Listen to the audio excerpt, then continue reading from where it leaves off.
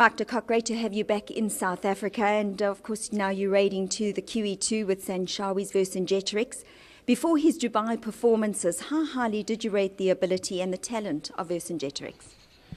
Well, obviously he was quite highly rated. I mean, his third start I put him in the Guineas, fourth start in the Daily News.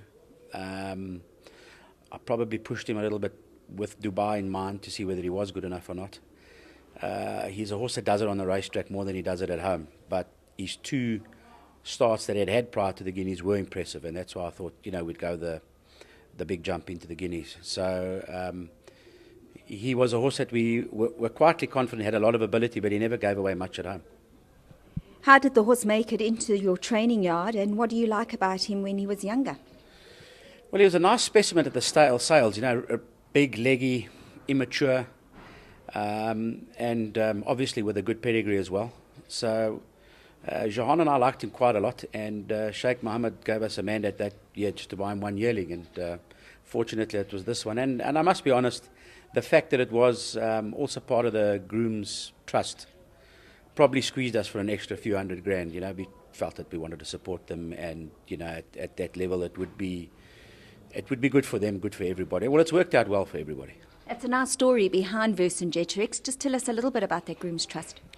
Well, Groom's Trust is obviously an initiative that I think Adrian Todd it could be initiated, whereby they form these trusts, and a few of them get together and they dabble in horses, buy weanlings and resell them.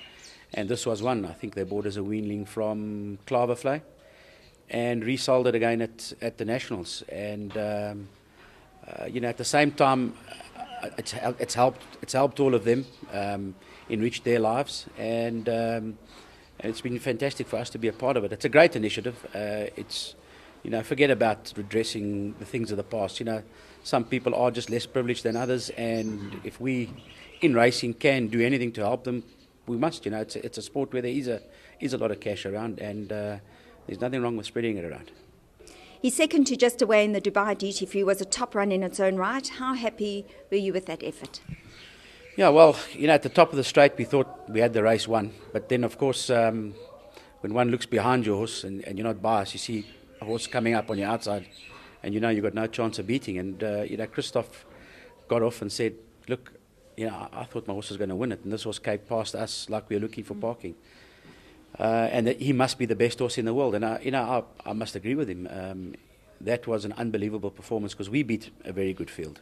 Behind, the third, fourth, fifth horses were all top-class horses, well rated, Breeders' Cup winners, and he was well and truly trounced. So, listen, he was beaten by a very good horse, and he is a very smart horse as well. How satisfied are you with his recovery since that race in preparation for Hong Kong? No, he came out of the race very well. He didn't travel well to Dubai, and it may have been a blessing in disguise because we just gave him that much more time, and it's probably enabled us then to be able to go on the road to Hong Kong and possibly Singapore as well. How do you rate this horse's ability compared to your past QE2 Cup winners, Iridescence in 2006 and Archipenko in 2008? Well, if one looks at the ratings, he's probably got to be in a similar league. He's 118 now, but he'd be 118 plus. I think he's on the way up. But he'd have to run to a plus rating to win. There's horses in there rated 124, I see, and a little higher. So he is on the up. Always hard to compare generations, but I would put him in that league. How do you assess the run of Sanshawi, 7th in the Dubai World Cup? I think you can draw a line through that. He's a very hot horse. He got worked up on the day. He does get worked up. He sweats up. That's normal. But he reared up quite badly in the pens, got his leg over. So nothing went for him, and he was always a little tight in running. So he's a lot better than that. We felt he could have been in the first four had things gone his way. And I think he certainly is. He was good enough to be in the first four. His form's good in Dubai. He's an honest horse.